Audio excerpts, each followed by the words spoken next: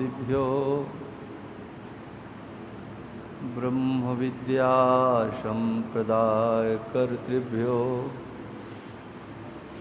वंशऋषिभ्यो महदिभ्यो नमो गुरुभ्यः। सर्वोपप्लवरहितः प्रज्ञानघनः प्रत्यगर्थो ब्रह्मैवाहमस्मि।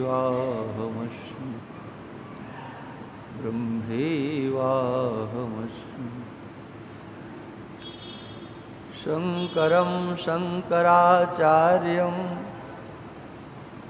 केशवं वादरायणं सूत्रभाष्यकृतौ वन्दे भगवन्तौ पुनः पुनः। प्रशान्तभावं शिवमद्वितीयं प्रदायकं मुक्तिमखण्डबोधं प्रणाशकं मोहमदादिदोषान् प्रणमामि तं सद्गुरुं वामदेवम्। यदविद्याविलासेन भूतभौतिकसृष्टयः तं नौमि परमात्मानं सच्चिदानन्दविग्रहं पार्थाय प्रतिबोधतां भगवता नारायणेन स्वयं व्यासेन ग्रथितां पुराणमुनिना मध्ये महाभारतम्। अद्वैतामृतवर्षिणीं भगवती अष्टादशाध्यायिनी मम्बत्वामनुसन्दधामि भगवद्गीते भवद्वेषिणी। प्रपन्नपारिजाताय स्तोत्रवेत्रैकपाणये ज्ञानमुद्राय कृष्णाय गीतामृतदुहे नमः। गीतामृतदुहे नमः। श्रीमन्नारायण नारायण नारायण श्रीमन्नारायण भजमन नारायण नारायण नारायण भजमन।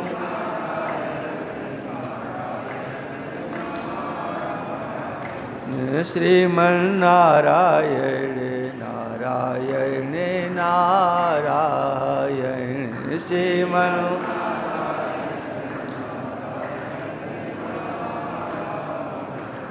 भजमन नारायण नारायण नारायण भजमन नारायण। बोलिए सच्चिदानंद भगवान की, श्री सद्गुरुदेव भगवान की जय। सत्य सनातन धर्म की जय। नमः पार्वती पते हर हर महादेव।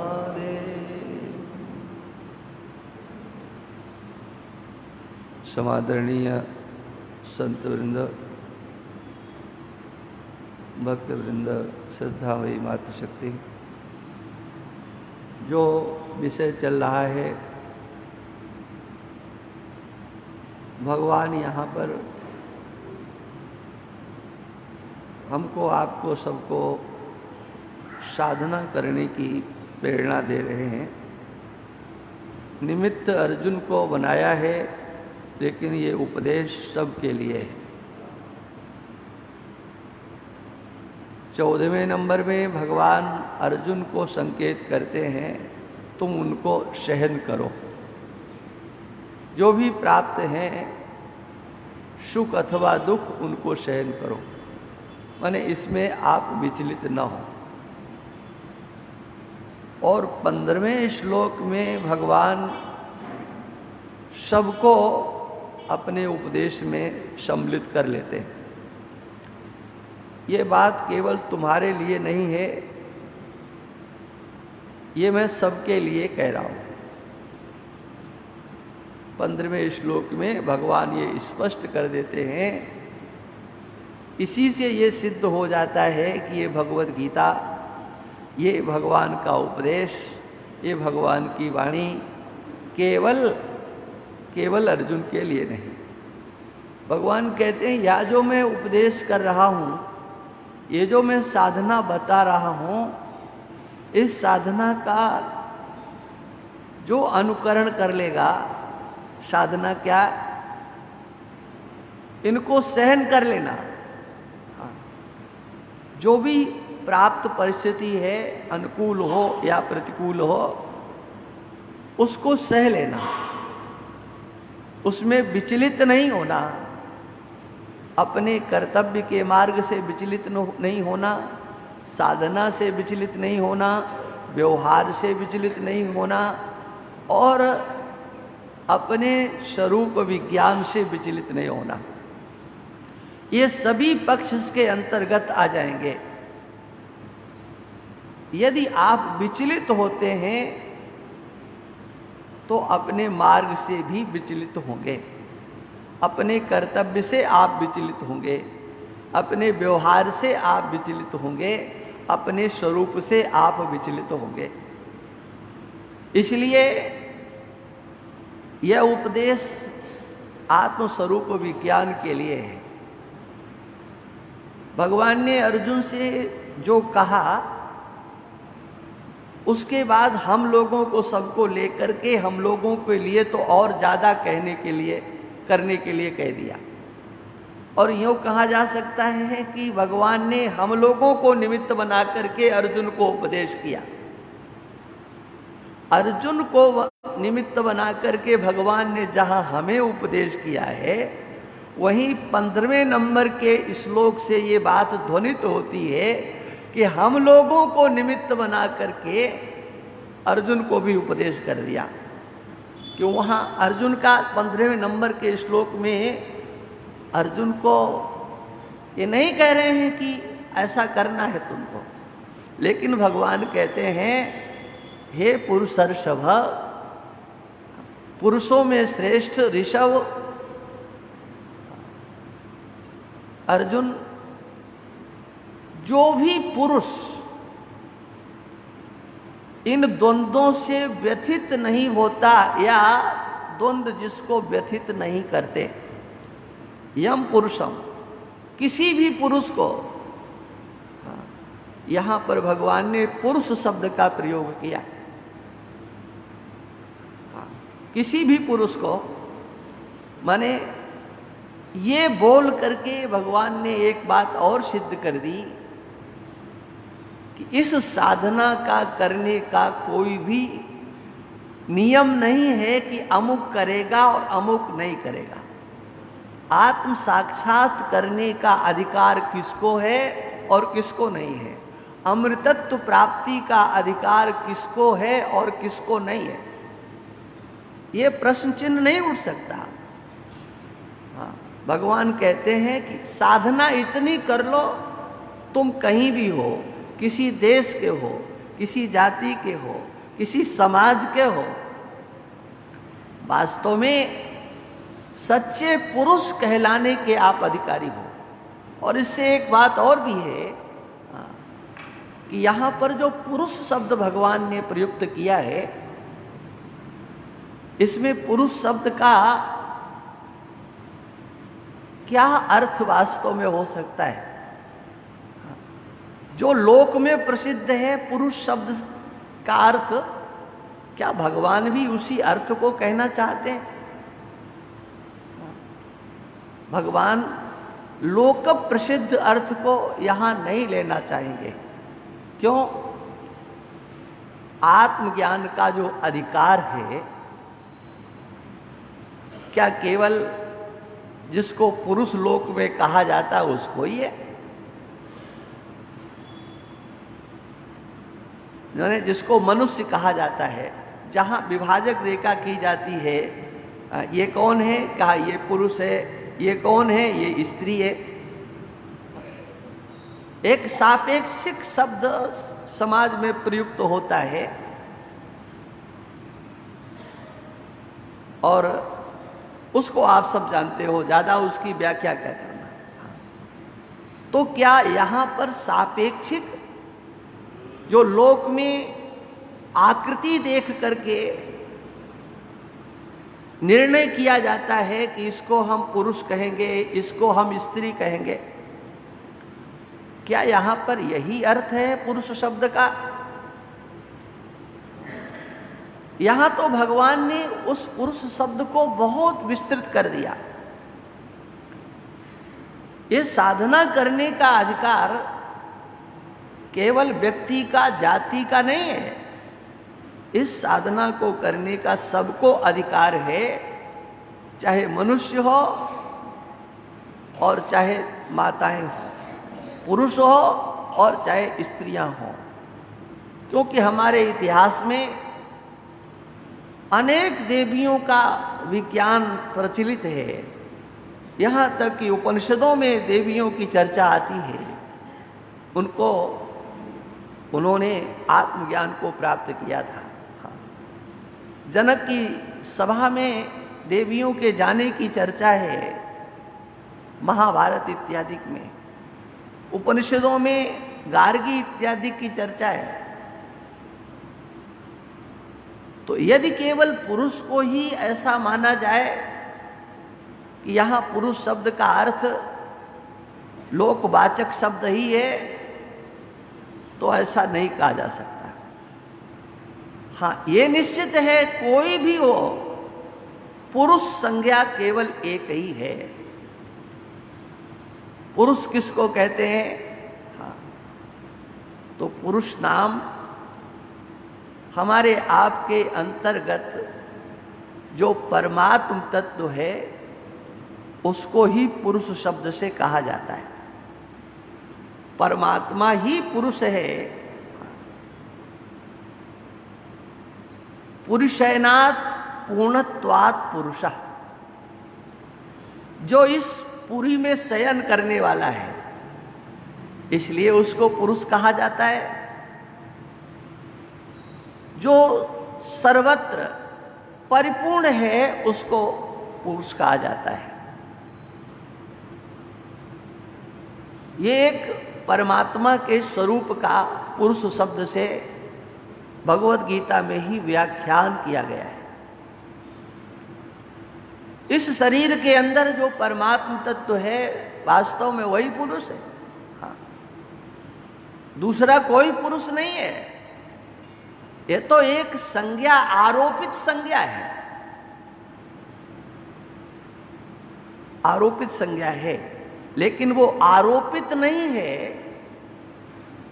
उसकी तो वो नित्य संज्ञा है। नौ द्वारे पूरे देही, नौ द्वारे दरवाजे वाले शरीर के अंदर जो आत्मा है, उस आत्मा को ही पुरुष कहते हैं, या जो परमात्मा है उसको पुरुष कहते हैं। उसी को पुरुष भी कहते हैं, उसी को परमेश्वर भी कहते हैं, उसी को भगवान भी कहते हैं।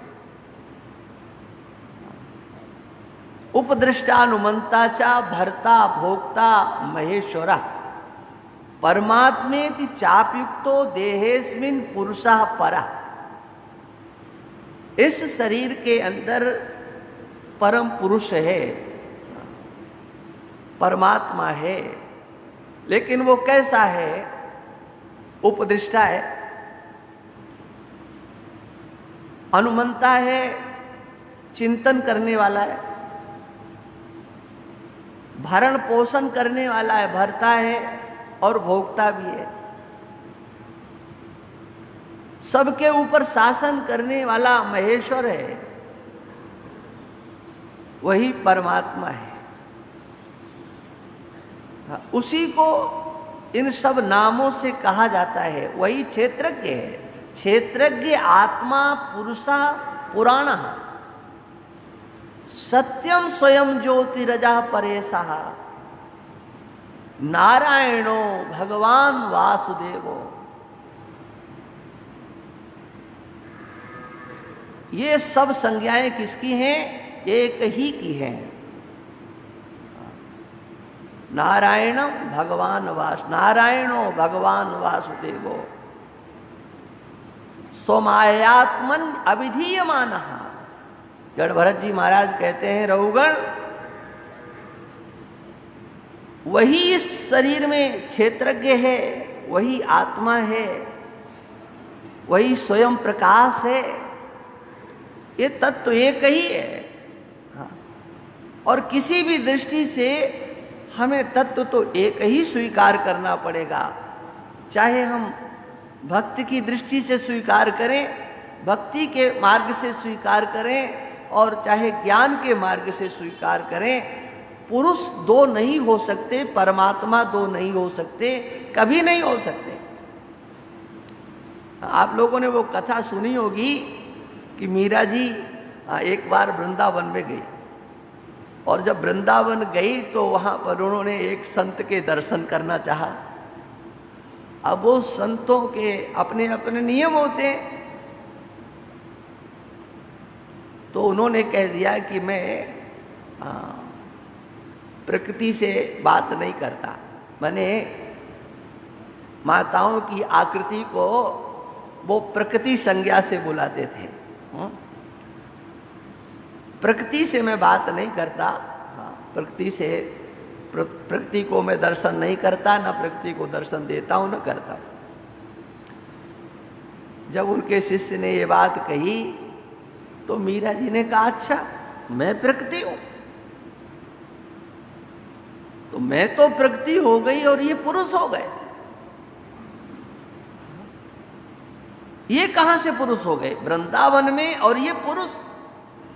इस वृंदावन में तो पुरुष नाम से तो अगर कोई है तो वो कृष्ण ही है। ये कहां से दूसरे पुरुष आ गए? अगर ये अपने को पुरुष के रूप में स्वीकार करते हैं तो मीरा को भी इनका दर्शन नहीं करना है, इनका दर्शन मुझे नहीं करना है। और मीरा वहां से चल दी।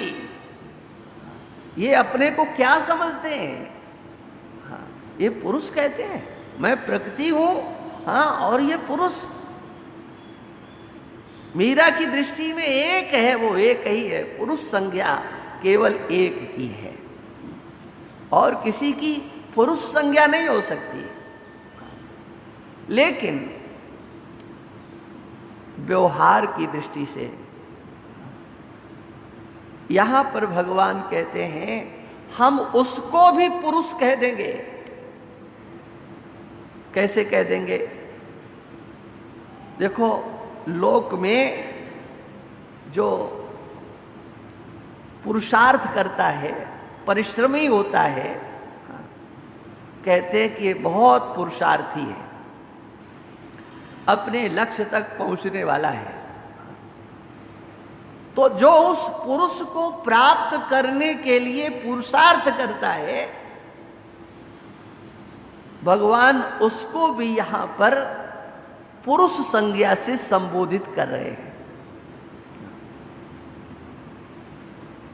लोक दृष्टि से तो जो मानवाकृति है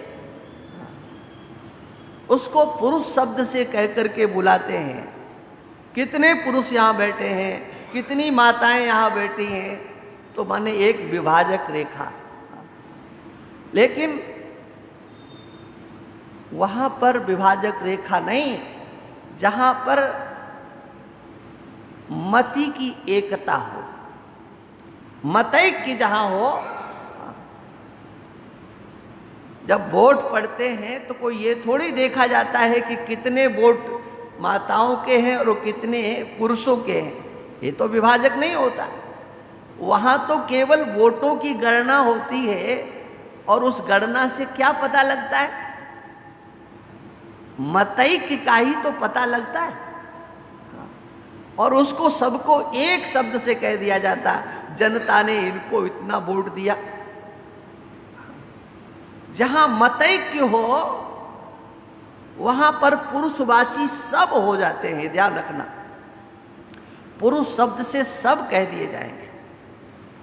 जो उस परमात्म तत्व को प्राप्त करने के लिए प्रयत्न करता है, उस सबकी पुरुष संज्ञा यहां पर है, ये ध्यान रखना चाहिए।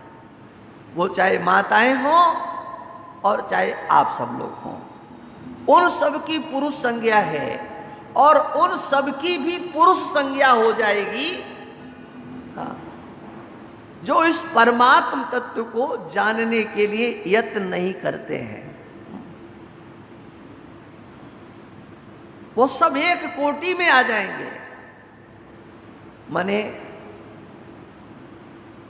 इस शरीर को ही अपना स्वरूप समझने वाले, वो कोई भी हो, देहाभिमानी बनकर के रहने वाले, प्रत्यक्ष को ही प्रमाण मानने वाले, उससे इतर जो दृष्टि का, वाणी का, मन का विषय नहीं है, उसको न स्वीकार करने वाले, वो भी एक कोटि में चले जाएंगे, चाहे पुरुष हो और चाहे माताएं। उनको भी पुरुष शब्द से संबोधित कर दिया जाएगा। भगवान कृष्ण ने 9वें अध्याय में इस बात को स्पष्ट किया। अश्रद्धधानाः पुरुषाः धर्मस्यास्य परन्तप अप्राप्य माम निवर्तन्ते मृत्यु संसार वर्तमनि। अश्रद्धाना पुरुषा, जो अश्रद्धालु पुरुष हैं, तो अश्रद्धालु केवल पुरुष ही होते क्या? मानवाकृति में इधर वाले ही अश्रद्धालु होते हैं क्या? माताओं में अश्रद्धा नहीं होती है? अरे उनमें भी अश्रद्धा होती है। और देखो, मुख्य बात यह है कि कुछ ऐसे भी होते हैं जिनमें श्रद्धा नहीं होती है। हाँ, यद्यपि भगवान ने श्रद्धामयो यम पुरुषः यो यत् श्रद्धा स एव सा, ये पुरुष श्रद्धामय है। ये मयट जो प्रत्यय है, ये प्रचुरता के अर्थ में भी होता है, पूर्णता के अर्थ में भी होता है, और विकारार्थक भी होता है। ये मयट प्रत्यय है। जहां प्रचुरता का अर्थ होगा, माने कहा जाएगा अधिक से अधिक लोग श्रद्धा वाले हैं, ये शब्द बोल दिया गया कि अधिक से अधिक लोग श्रद्धा वाले होते हैं, तो उसका मतलब ये भी हो जाएगा कि कुछ ऐसे भी होते हैं जो श्रद्धा वाले नहीं होते। माने हाँ, इस संसार में सीताराम जी का स्वरूप सिय राम में सब जग जानी, तो यहां पर मयट प्रत्यय जो किया गया है वो किस अर्थ में जाएगा? ये सारा संसार आपको दिखाई दे रहा है, उस सारे संसार से कुछ भाग आपको निकालना पड़ेगा। कुछ भाग निकाले बिना आप सीताराम जी के स्वरूप को नहीं समझ सकते। इसलिए अधिक मात्रा में, और देखो अधिक का निर्णय कैसे होता है?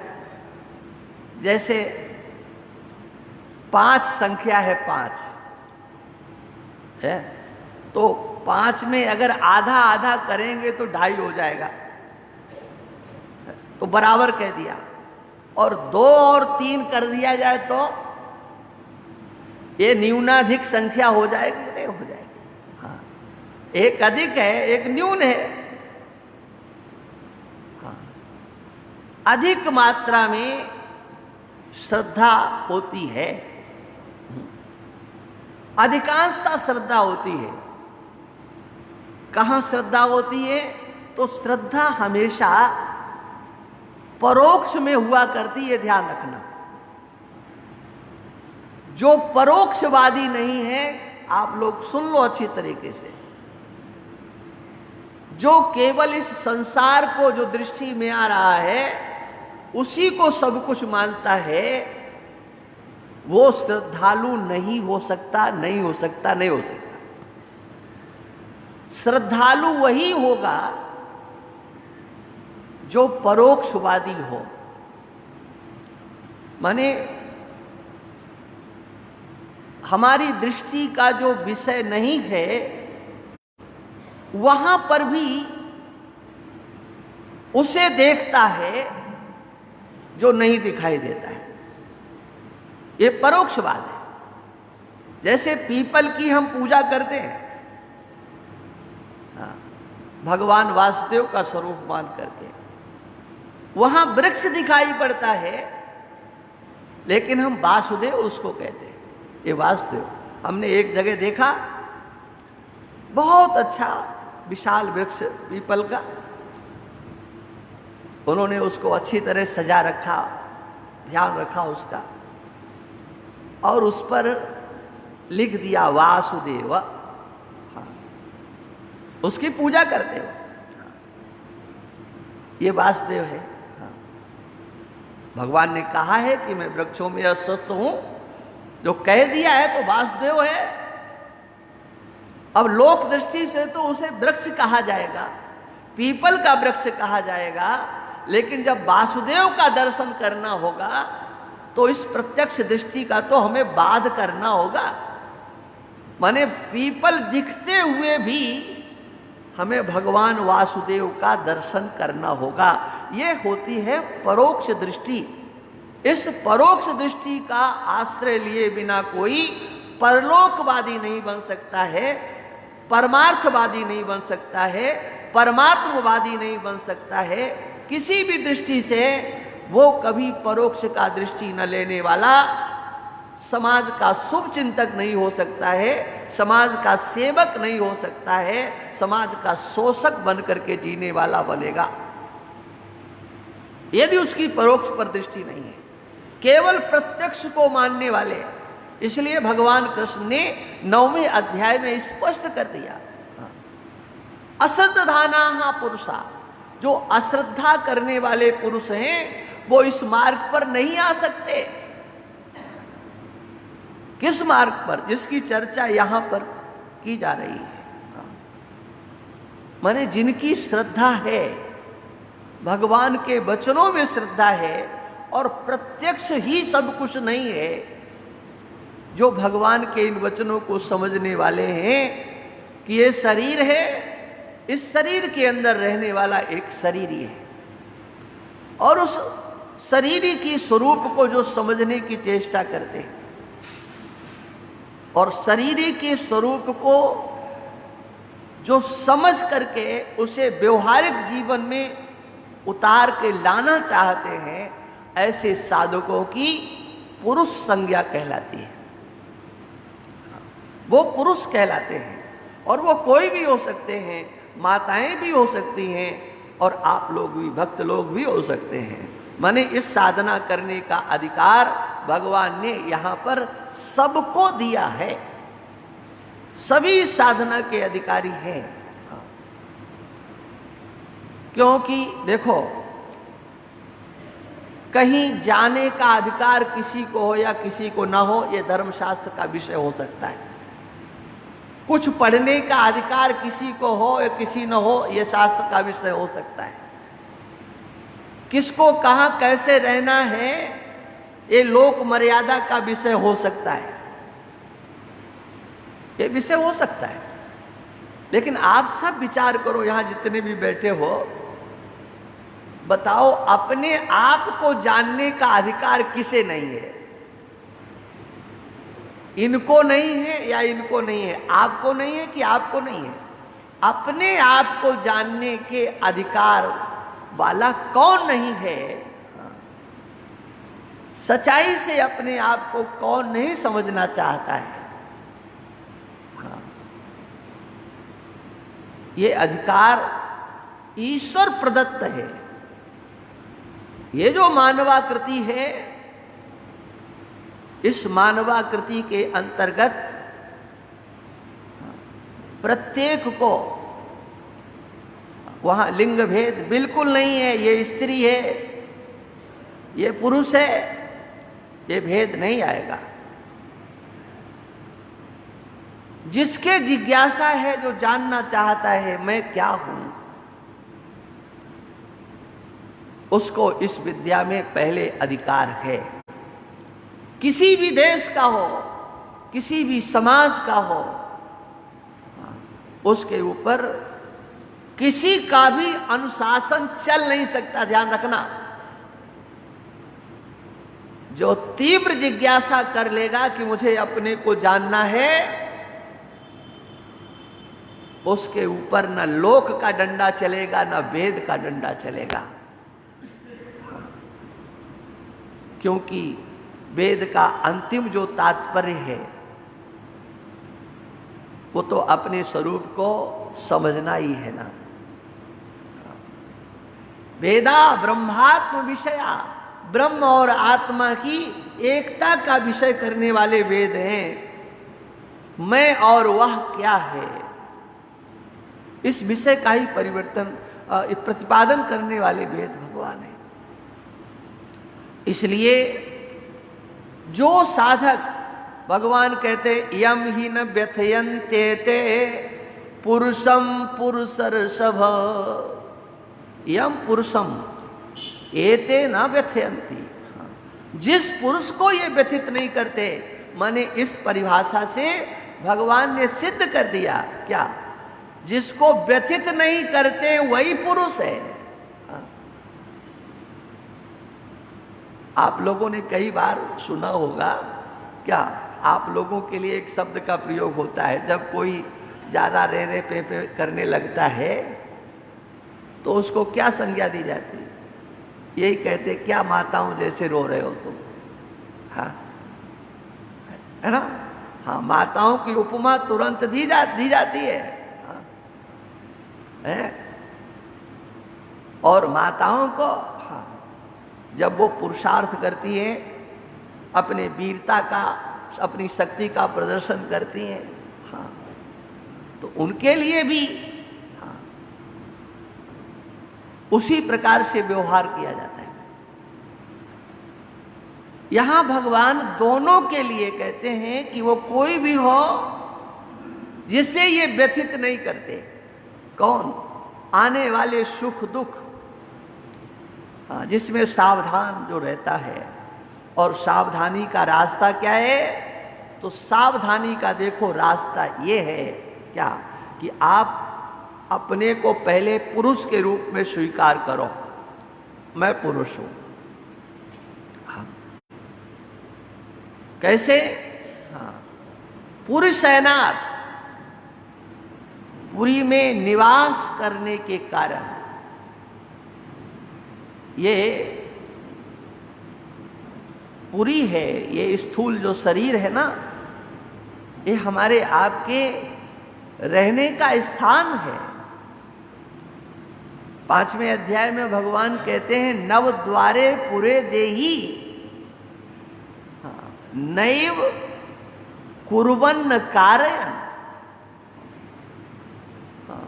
जिसमें 9 छिद्र हैं, 9 दरवाजे हैं, उनमें वो रहता है, लेकिन करता क्या है? का कुछ नहीं करता है। तो कराता होगा? बोले न करता है न कराता है, और रहता है। हाँ? कर्तृत्व का निषेध भगवान करते हैं। और यहां पर भी जो 13वें नंबर का श्लोक है, उसमें भगवान ने इसी का संकेत दिया है। यही बात है क्या? देहिनोऽस्मिन् यथा देहे कौमारम यौवनम जरा तथा देहांतर प्राप्तिर धीरस्तत्र न मुह्यति। बचपन से युवावस्था को प्राप्त करने के लिए कौन क्या करता है? क्या कोई क्रिया होती है? क्रिया नहीं होती है। अवस्थाएं बदल रही हैं, आप करते नहीं हो। लेकिन यहां एक गलती करते नहीं हो, लेकिन उस अवस्था का अभिमान करते हो। अवस्था लाने में आपका कोई योगदान नहीं है, न कुछ करते हो, न किसी से कुछ करवाते हो, लेकिन अवस्था वाले बन जाते हो। भगवान यहां पर एक संकेत देते हैं कि जब तुम कुछ करने वाले नहीं हो, अपने आप परिवर्तन हो रहा है, तुम उस परिवर्तन को देखने वाले हो। एक आया, फिर वो चला गया, दूसरा आ गया, वो चला गया, तीसरा आ गया, ये सब हो रहा है। हमको आपको केवल इस शरीर में देखना है। शरीर के अंदर एक हलचल हो रही है, उसको देखना है। आप कहें पीड़ा होती है, तब तो फिर कैसे देखें? हाँ, दर्द होता है, रोग होता है, तो उसको कैसे देखा जाए? तो सहज बात है कि जब देखने की आदत डालोगे तो उसको भी देख लोगे। अभी तक देखने की आदत नहीं डाली है। अभी तक हमने दृश्य को अपना स्वरूप समझा है। दृश्य और दृष्टा का भेद हमारे द्वारा नहीं किया गया है। हम समझ नहीं पाए हैं कि हम दृष्टा हैं कि दृश्य हैं। ये भेद न होने के कारण दृश्य में जो कुछ भी होता है उसको हम अपने ऊपर आरोपित कर लेते हैं। अहम दुखी, अहम सुखी। ये सुख और दुख हमारे स्वरूप के रूप में हमको दिखाई देने लगते। अहम दुखी, मैं दुखी। और कभी उन्होंने मैं का चिंतन ही नहीं किया को मैं कौन हूं, इसका तो चिंतन उनके पास है ही नहीं। बिना चिंतन के निराधार ये कहा जाता है अहम दुखी, अहम सुखी। मैं दुखी हूं। हाँ। कैसे दुखी हो आप बताओ, कारण बताओ। तो जब कारण बताने लगेंगे ना तो वहां आकर के अटक जाएंगे। हाँ, किसी से आप पूछो कि आप दुखी हो किस बात को लेकर के? हाँ, आप में दुख है कि आपके संबंधी में जो दुख है उससे दुखी है आप? तो ध्यान रखना, आप में दुख का दर्शन करने वाला आज तक कोई नहीं हुआ। आपसे पृथक जो दुख होते हैं उनको आप अपने ऊपर ओढ़ लेते हो। आपके पास तो दुख कोई आया ही नहीं है। आप जो दुखी होते हो वो तो लोक दृष्टि से या समाज दृष्टि से आप बहुत अच्छे हो सकते हो। कैसे? दूसरों के दुख में आप दुखी हो जाओ। दूसरों के दुख में दुखी होना एक सज्जनता की पहचान है। दूसरों के सुख में सुखी होना ये सज्जनता की पहचान है। अच्छा, अपनों के सुख में सुखी होना और अपनों के दुख में दुखी होना, बताओ ये सज्जनता की पहचान है कि नहीं है? हाँ, अंतर कुछ नहीं है, बात वही है। अपनों के दुख में दुखी होना और दूसरों के दुख में दुखी होना, क्या अंतर पड़ता है? हाँ, अंतर पड़ता है। यही बात है। इसी खेल को हम लोग नहीं समझ पाते हैं, है ना? जब दूसरों के दुख में दुखी होते हैं तो वो आगंतुक होता है, थोड़ी की देर के लिए आता है और चला जाता है, उसकी व्याप्ति नहीं हो पाती है। प्राप्ति होती है लेकिन व्याप्ति नहीं हो पाती है दूसरों के। लेकिन अपनों के जब दुख में, अच्छा अपने होते हैं वो दूसरे होते हैं कि नहीं? अपने जो होते हैं वो भी दूसरे होते हैं। अरे दूसरा नाम किसका? अपने से जो पृथक है उसी का नाम तो दूसरा होगा। एक हम और एक कोई दूसरा। तो वो जो दूसरा है वो अगर दूसरा रहता है तो कोई ज्यादा परेशानी नहीं होती है। लेकिन जब वो दूसरा अपना बन जाता है और उस अपने में आत्मत्व का दर्शन होने लगता है, अपना ही है और अपन स्वयं यही है, इसलिए उस दुख की जो व्याप्ति होती है, प्राप्ति होने पर उसकी जो व्याप्ति होती है, उसी के कारण वह पूर्ण है, पुरुष है, परमात्मा है, क्षेत्रज्ञ है, साक्षात ब्रह्म का स्वरूप है। लेकिन वही उसकी संज्ञा जीव हो जाया करती है। कौन सा जीव? हाँ, जो जन्म मृत्यु को प्राप्त करता है, हाँ, जो सुख दुख का भोगता होता है, जो हानि लाभ का ज्ञाता होता है, जिसके पास मोद प्रमोद इत्यादि वृत्तियां आया करती हैं और वह देहाभिमानी होता है। पांच भौतिक कार्य जगत में अभिमान करने वाला होता है। अहम मनुष्य, मैं मनुष्य हूं, मैं अमुक जाति वाला हूं, इस आकृति का अभिमान उसके द्वारा होता है। और यहां भगवान ने 13वें श्लोक में स्पष्ट कर दिया, इस शरीर की अवस्थाएं आती जाती हैं, लेकिन तुम कहीं आते जाते नहीं हो, ये विचार होना चाहिए। अवस्थाओं में विकृति आती है, तुम्हारे अंदर कोई विकार नहीं। और जब तक विकृति नहीं आती है तब तक कोई दुखी नहीं हो सकता।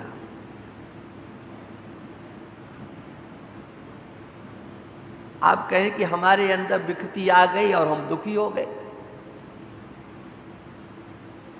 तो भगवत्पाद सुरेश्वराचार्य भगवान कहते हैं,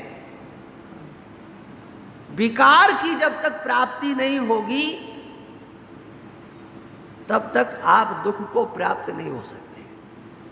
नरते स्याद विक्रियाम दुखी, साक्षिता का विकार न। आप विकारी हो या विकार के साक्षी हो, विकारी हो या विकारों को जानने वाले हो, आपके शरीर में विकृति हुई है, इसी से तो आप दुखी है ना। अहम दुखी क्यों? अहम रोगी। मैं दुखी हूं किस लिए? स्थूल शरीर में जो विकार आया उसको लेकर के आप कहते हो अहम रोगी। तो पूछा जाए कि तुम कहां रोगी हो तो क्या कहोगे? अगर डॉक्टर ये पूछता है कि तुम बताओ रोग जरा अपना दिखाओ, तो रोग के नाम पर क्या अपने आप को कहीं कुछ दिखा सकते हो? है? बात मोटी है। आप अपने को रोगी कहते हो और उस रोग के कारण अपने को दुखी कहते हो। लेकिन डॉक्टर जब पूछेगा, श्रीमान जी बताइए आपको क्या रोग है, कहां रोग है, तो अपने को दिखाओगे आप? अपने को नहीं दिखा सकते हो, तब वहां क्या कहोगे? हमारे यहां तकलीफ है, और यहां के नाम पर शरीर को ही आगे करना होगा। शरीर की जो तकलीफ है, उस शरीर के तकलीफ को आपने अपना समझा हुआ है। शरीर की विकृति है वो, शरीर का एक विकार है वो, और उस शरीर की विकृति को आप जानने वाले हो। ऐसे ही उसके अंदर होने वाली विकृतियां हैं।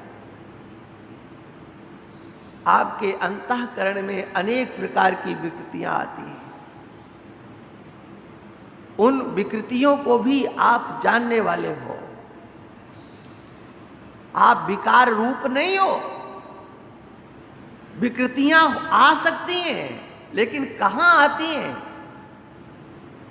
आप कहते हैं मेरे मन में ऐसा आ गया, तो मन में ऐसा आ गया कि आपके अंदर ऐसा आ गया, मेरे विचार बदल गए, मेरे दिमाग ने काम नहीं किया। आप व्यवहार में ये कहते हो, तो विकृति कहां आई? आपके अंदर आई कि आपके दिमाग में आई? विकृति आपके मन में आई कि आप में आई? विकृति शरीर में आई कि आप में आई? विकृतियां तो कहीं और हैं, लेकिन व्याप्ति उनकी कहीं और है। प्राप्ति कहीं है और व्याप्ति कहीं है। और जो साधक होता है, प्राप्ति को नहीं रोकता है और न रोक सकता है, कोई भी नहीं रोक सकता। लेकिन प्राप्ति की जो व्याप्ति है, उसे साधक रोक देता है, फैलने नहीं देता है। आप लोग भी इस बात में सावधान रहते हो कि रोग बढ़ने न पाए, रोग बढ़ने न पाए। हाँ, पहले उसको खत्म कर दो। बढ़ने न पाए का अर्थ क्या होता है? व्याप्त नहीं हो पाए, सर्वत्र उसकी व्याप्ति न हो, उसके लिए आप सावधान होते हो। और जब सर्वत्र व्याप्त हो जाता है, तो फिर आप लोग हाथ ही जोड़ते हो कि नहीं, अब कुछ नहीं हो सकता।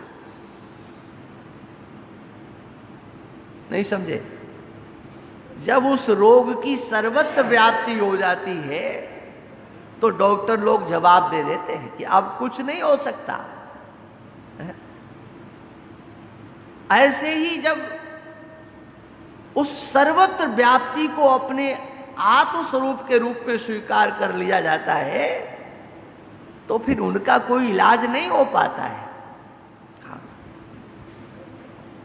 और साधकों का कर्तव्य है कि आई हुई जो भी वस्तु है, अनुकूल है या प्रतिकूल है, उसकी प्राप्ति होने पर उसकी वो व्याप्ति नहीं होने देते। दुखेषु नुदिग्न मनाः, दुखेष्वनुदिग्न मनाः। दुखों में वो अनुद्विग्न मन वाले होते हैं। देखो, बहुवचन का प्रयोग भगवान करते हैं किसके लिए? जो स्थित प्रज्ञ होते हैं, उनके सामने कोई तकलीफ नहीं आती, ऐसा नहीं। स्थित प्रज्ञ का अर्थ जिनका सोते बैठते जागते खाते पीते हर समय अपने स्वरूप का निश्चय अडिग रहता है, हर स्थिति में।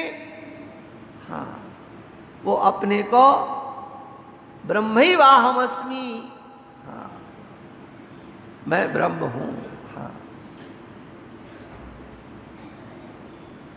जिसकी ऐसी प्रज्ञा बन जाती है, मैं ब्रह्म हूं, ब्रह्म माने,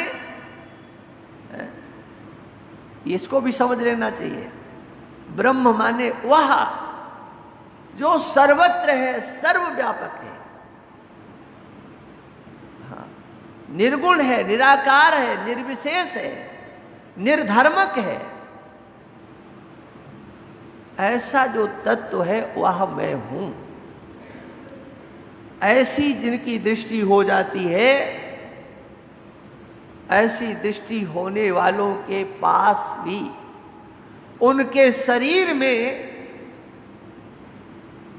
भारी से भारी रोग की प्राप्ति देखी जाती है। हाँ, रोग की प्राप्ति किसी भी प्रकार का दैहिक, दैविक, भौतिक कोई भी ताप आ सकता है, लेकिन ताप आने पर वो परिताप को प्राप्त नहीं होते हैं। दुखेषु अनुद्विग्न मनाः, ये उन महापुरुषों की स्थिति होती है। हाँ, भगवत्पाद शंकराचार्य भगवान ने एक बात बहुत अच्छी लिखी। वो कहते, देखो सिद्धों की जो स्थिति होती है, जो सिद्ध हो चुके हैं, इनकी साधना परिपक्व हो चुकी है। हाँ, सिद्ध माने ये नहीं कि कोई आकाश में उड़ रहा है, हाथ ऊपर किया नोटों के बंडल आ गए, हाँ, इत्र की शीशियां आ गई, फल ले दिया, इसका अर्थ सिद्धि नहीं होता है। देखो, वैष्णव संतों में एक मर्यादा है। वहां पर वो जब रसोई बनाते हैं तो कभी उस शब्द का प्रयोग नहीं करते जो घरों में, हाँ, क्या कर रहे हैं, बोले पका रहे हैं, ऐसा नहीं बोलते, कहते सिद्ध कर रहे हैं। हाँ, रसोई सिद्ध हो रही है, हाँ, चावल सिद्ध हो गया है, दाल सिद्ध हो गई है, हाँ, माने एक अवस्था जिसके आगे कुछ नहीं, अवस्था की प्राप्ति होने पर साधना पूर्ण हो जाती है, उसको सिद्ध कहते हैं, जिसने अपनी साधना से अपने निष्ठा को प्राप्त कर लिया है। इसलिए भाष्यकार भगवान ने कई जगह पर उपनिषदों में, भगवद गीता में कई जगह इस बात को स्पष्ट किया है। देखो, ज्ञान बहुत अच्छा है, लेकिन केवल ज्ञान से कल्याण नहीं होगा, ये भी बता दें। ये भाष्यकार भगवान कहते हैं केवल ज्ञान से नहीं होगा, तो कैसे होगा? वो कहते ज्ञान निष्ठा से होगा। लोकेस्मिन् द्विविधा निष्ठा पुरा प्रोक्ता मया नघ, ज्ञान योगेन सांख्यानाम कर्म योगेन योगिनाम। हाँ, दो निष्ठाएं हैं। अब आप थोड़े इधर सरक गए, कभी इधर सरक गए, कभी इधर सरक गए, हाँ, इससे काम, इस सरका सरकी से काम सधने वाला नहीं है। ज्ञान से काम नहीं चलेगा। अरे ज्ञान तो तुम्हारे पास, तुम्हारे दिमाग में भरा पड़ा है। हाँ,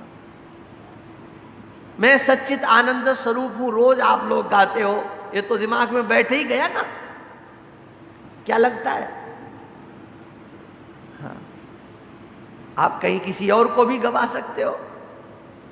हाँ, ये तो आपने सुन लिया। ज्ञान केवल इतना ही है।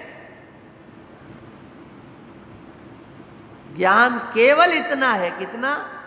मेरा सतचित आनंद रूप। हाँ, लेकिन उस पद में जो संत ने कहा ना, कोई कोई जाने रे। आप लोग सब गाते हैं, सबका ये स्वरूप है, इसमें कोई संदेह नहीं है। और देखो, गारंटी हम लेते हैं। अब आपका संदेह आप जानो, लेकिन आप लोगों के संबंध में गारंटी, हम तो पूरे दुनिया के संबंध में गारंटी लेने के लिए तैयार हैं। हाँ, सबका स्वरूप सच्चिदानंद ही है, लेकिन हमारे प्रतिज्ञा करने से क्या होता है? हम जानते हैं कि आप सच्चिदानंद स्वरूप हो, हाँ, लेकिन आप मानो तब ना। मान लेंगे तो क्या होगा? अरे बहुत आफतों से बच जाओगे, बताए दे रहा हूं। और जब तक नहीं आप मानोगे तब तक आफतों का तांता लगा रहेगा, कोई छुड़ा नहीं सकता। हाँ, ऐसे माने कि जब आप जान लो, हाँ चलो ठीक है, ये प्रश्न अच्छा है, कैसे जाने?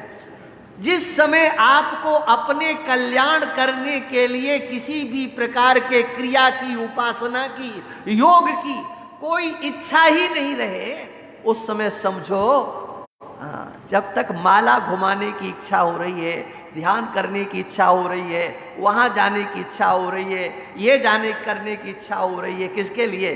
हाँ, कहीं गाड़ी रुक न जाए, चलो यहाँ भी धोख दे लो, पता नहीं कब इनसे काम पड़ जाए, इनके भी हाथ जोड़ लो, पता नहीं कब। हाँ, ये जो आपके अंतस्थ क्रिया करने की इच्छा है, वो क्रिया मानस भी हो सकती है और वो क्रिया शारीरिक भी हो सकती है, कार्यकरण संघात के योग से भी हो सकती है, किसी भी प्रकार की क्रिया हो सकती है। जब तक कुछ करने की इच्छा है तो ये बता रही है क्या? अभी आपकी निष्ठा नहीं है। आपके मन में ये प्रश्न आएगा तो फिर क्या? फिर क्या करें? तो करो ये, देखो, एक तो निष्ठा बनाने के लिए कुछ मत करो, निष्ठा बनाने के लिए कुछ मत करो। निष्ठा बन गई है तो चाहे जो कुछ करो, क्या समझे? हाँ, और वो स्वसंवेदी विषय है। हाँ, इसमें आप रसातल में भी जा सकते हो और ब्रह्मलोक भी जा सकते हो, क्योंकि इससे इसी का तो लोग दुरुपयोग करते हैं। मूर्खों को मूर्ख बना करके उनका शोषण इसी ब्रह्म विद्या के नाम पर होता है। हाँ, क्यों? हाँ, तो मूर्ख हो और हम ज्ञानी है, हम ब्रह्म ज्ञानी है, तुम हमारी पूजा करो। ब्रह्म ज्ञानी की पूजा करनी चाहिए है? उनका तो लाभ हो सकता है, लेकिन आपने अपने ज्ञान का उपयोग संसार के लिए किया है तो गलत है ना? दूसरों के कल्याण के लिए अगर आप कुछ कहते हो और अपनी निष्ठा में कोई अंतर नहीं आता तो कोई दोष नहीं आ सकता है। हाँ, उसकी श्रद्धा बनाने के लिए आप कह दो, लेकिन वो स्वसंवेदी विषय होता है, कोई दूसरा जानने वाला नहीं होता। एक बार पूज्यपाद प्रातः स्मरणीय है महाराज श्री स्वामी, अब नाम हमें उन महापुरुषों के कभी लेते नहीं हैं, आनंद वृंदावन में रहने वाले पूज्य स्वामी अखंडानंद सरस्वती जी महाराज। अब आप लोगों के बीच में नाम लेना पड़ता है, अन्यथा मेरी हिम्मत नहीं पड़ती है, उन महापुरुषों का नाम लेने की भी मेरी हिम्मत नहीं पड़ती है। एक बार मैंने उन महापुरुष से, महाराज श्री से, यमराज को लेकर के और एक प्रश्न किया। मैंने कहा, ये यमराज जो है नचिकेता को ब्रह्म विद्या का उपदेश कर रहे हैं, ये तो ठीक बात सही है, लेकिन बार बार वो ये डीग हाँक रहे हैं, कस्तम मदा मदम देवम मदन्यो ज्ञातुम अर्हति। नचिकेता, मेरे सिवाय इस विद्या को जानने वाला और कौन है? मैंने कहा कि महाराज, केनोपनिषद में तो लिखा है कि जो कहता है कि मैं जानता हूं वो जानता ही नहीं है, लेकिन ये ऐसा क्यों बोलते हैं? तो पूज्य महाराज श्री ने बहुत सुंदर उत्तर दिया। उन्होंने कहा, देखो, वास्तव में ये कहना नहीं चाहिए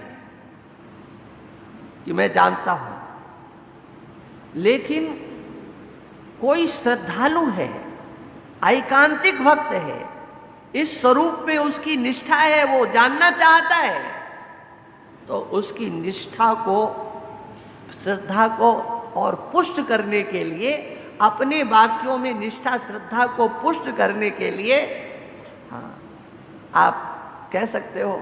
और फिर उन्होंने एक उत्तर दिया, दूसरा और भी दिया, अब हम उसकी चर्चा नहीं करेंगे।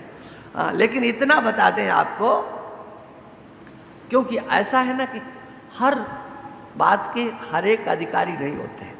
हाँ, हाँ, इसलिए उस बात को मैं नहीं बता सकता। लेकिन एक बात निश्चित है, क्या? निष्ठा से कार्य चलने वाला है। निष्ठा से, आप निष्ठा बना करके रखो। इसलिए भगवान कृष्ण ने अर्जुन के लिए स्पष्ट कर दिया, देखो हमने उपदेश तो तुमको बेटा दे दिया है, लेकिन कर्मण्येवाधिकारस्ते, कर्मणि एव अधिकार आते, तुम्हारा अभी कर्म में ही अधिकार बना हुआ है। ज्ञान सुनना एक अलग चीज है और ज्ञान निष्ठा प्राप्त करना एक अलग चीज है। कर्म करते हुए आप अपने स्वरूप का चिंतन करो और कर्म भी करो, लेकिन निष्ठा बनाने के लिए तो अपने कर्मों को तिलांजलि देनी ही पड़ेगी। और यही उसकी पहचान भी है। बता दें क्या? गोस्वामी जी ने लिखा है, इसी बात को कह के मैं वाणी को विराम दूंगा। गोस्वामी जी ने लिखा है कि जब तक कर्म हो रहे हैं तब तक समझ लो कि तुम्हें अपने स्वरूप का अभी ज्ञान नहीं हुआ है।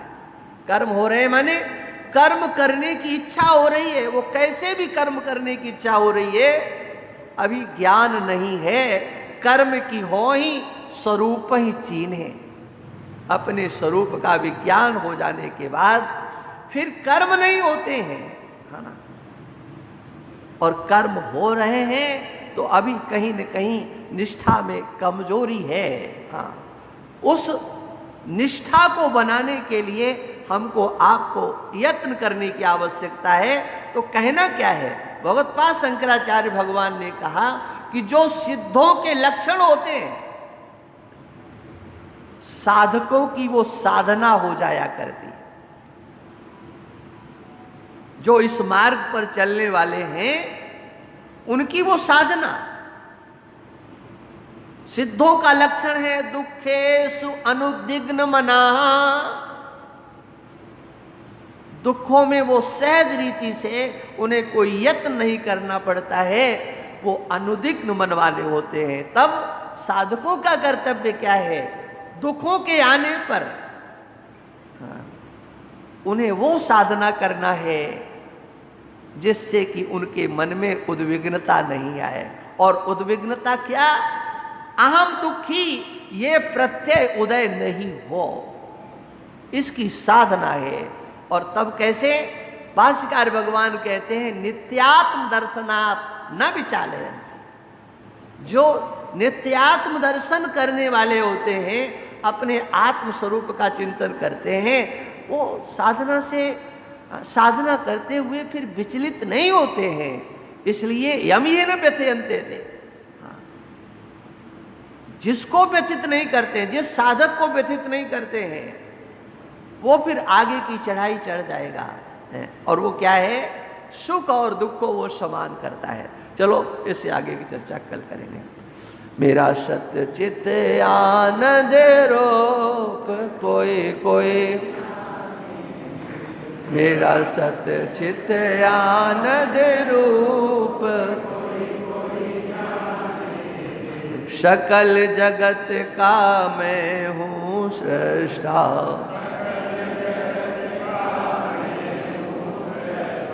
देह तीन का मैं हूँ दृष्टा,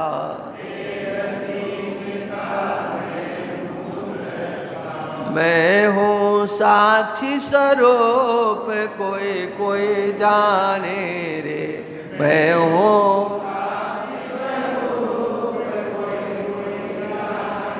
रे मेरा सत्य चित आनंद रूप,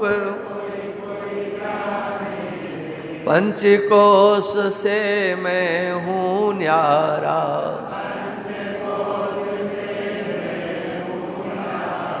तीन अवस्था जानन हारा।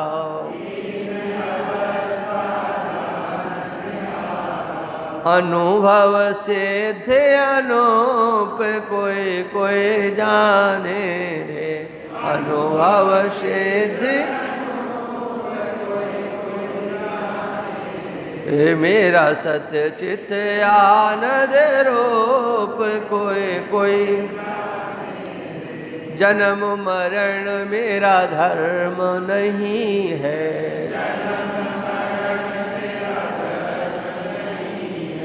पाप पुण्य मेरा कर्म नहीं है।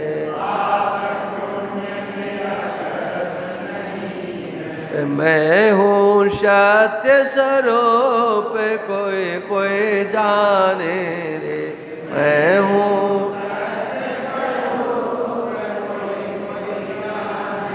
हे मेरा सत्य चित आनंद। सूर्य चंद्र में तेज है मेरा,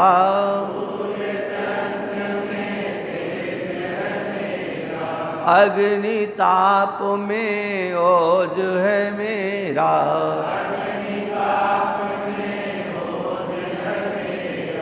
मैं हूँ ज्योति स्वरूप कोई कोई जाने रे, मैं हूँ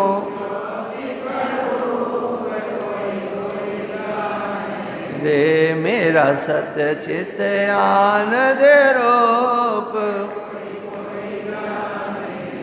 तीन लोक का मैं हूँ स्वामी,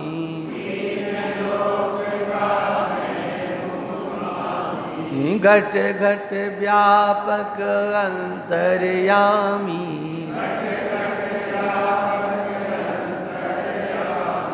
जो माला में सोत कोई कोई जाने रे, जो माला में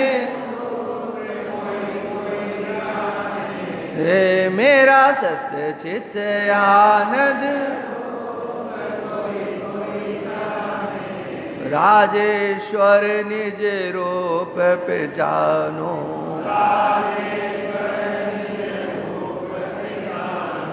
जीव ब्रह्म में भेद न मानो,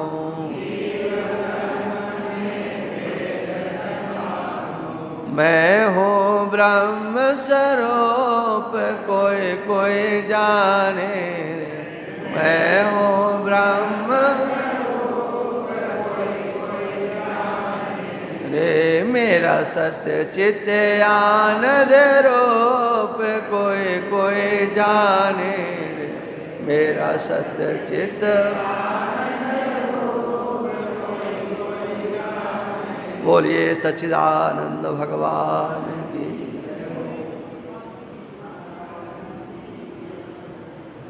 भगवान कृष्ण के प्राकट्य दिवस की आप सबको बहुत बहुत बधाई, सबको